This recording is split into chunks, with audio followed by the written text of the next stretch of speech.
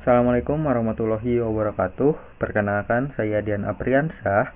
Di dalam video ini saya akan sedikit menjelaskan kembali terkait dengan pembahasan yang sudah dijelaskan di sesi pertama, yaitu terkait dengan pendahuluan hukum perdata dan perikatan. Langsung saja kepada pembahasan yang pertama.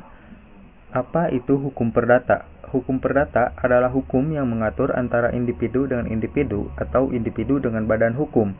Hubungan yang mengatur individu dengan individu yaitu mengatur tentang hak dan kewajiban individu di berbagai aspek kehidupan. Misalnya seperti hubungan keluarga, perjanjian jual beli, sewa menyewa, ataupun yang lainnya. Dan yang mengatur individu dengan badan hukum, misalnya seperti perjanjian kerja, transaksi bisnis, atau kepemilikan saham. Lanjut kepada pembahasan yang kedua terkait dengan pengertian hukum perdata dalam arti luas dan sempit. Dalam arti luas, ini mencakup seluruh atau semua hukum private material, yaitu hukum yang mengatur kepentingan individu dalam berbagai aspek kehidupan. Yang terdapat di dalamnya itu KUH Perdata, KUH Dagang, serta peraturan perundang-undangan lain yang berkaitan dengan KUH Perdata, misalnya seperti hukum agraria, hukum adat, hukum Islam, ataupun yang lainnya. Contoh kasus dalam pengertian arti luas ini itu seperti sengketa tanah hukum agraria yang melibatkan dua pihak perorangan. Kenapa ini masuk ke dalam contoh hukum perdata dalam arti luas? Karena melibatkan hukum agraria. Hukum agraria ini bagian daripada hukum perdata. Dan yang kedua dalam arti sempit adalah hukum perdata dalam pengertian KUH Perdata atau BW.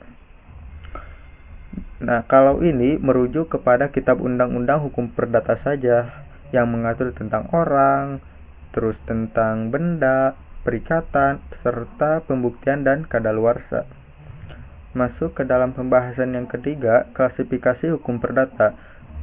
Di sini ada dua klasifikasi hukum perdata. Yang pertama itu hukum perdata material, yaitu adalah hukum yang mengatur kepentingan perdata setiap subjek hukum.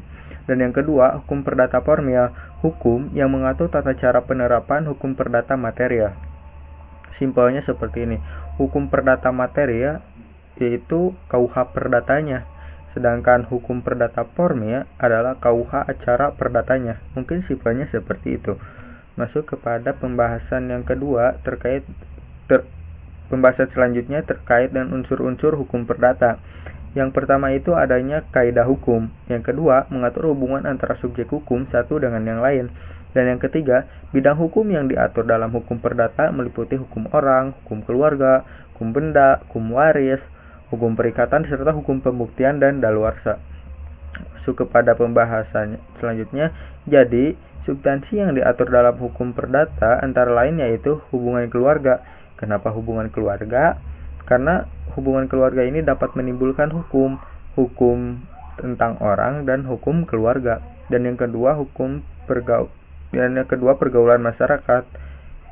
Hubungan pergaulan masyarakat ini dapat menimbulkan hukum, yaitu hukum harta kekayaan. Dan yang ketiga, hukum perikatan dan hukum waris. Masuk kepada pembahasan selanjutnya yaitu terkait dengan hukum perdata di Indonesia. Yang pertama itu ada hukum perdata adat. Hukum perdata adat ini yaitu ketentuan hukum yang melibatkan kepentingan pribadi masyarakat hukum adat dalam kaitannya dengan kepentingan pribadi.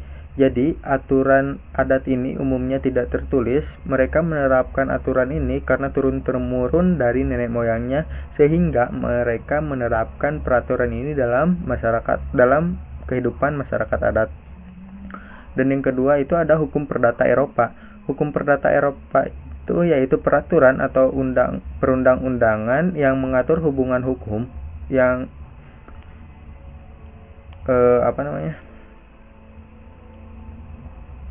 mempengaruhi kepentingan orang Eropa.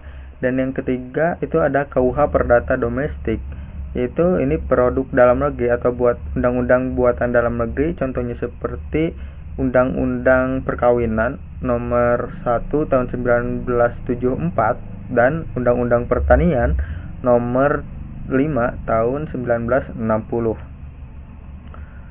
Masuk ke dalam sistematika hukum perdata, seperti apa yang sudah kita ketahui, sistematika hukum perdata ini terbagi menjadi 4 bagian, yang antaranya di buku 1 tentang orang, yaitu mengatur tentang hak dan kewajiban setiap individu, dan juga tentang hukum keluarga.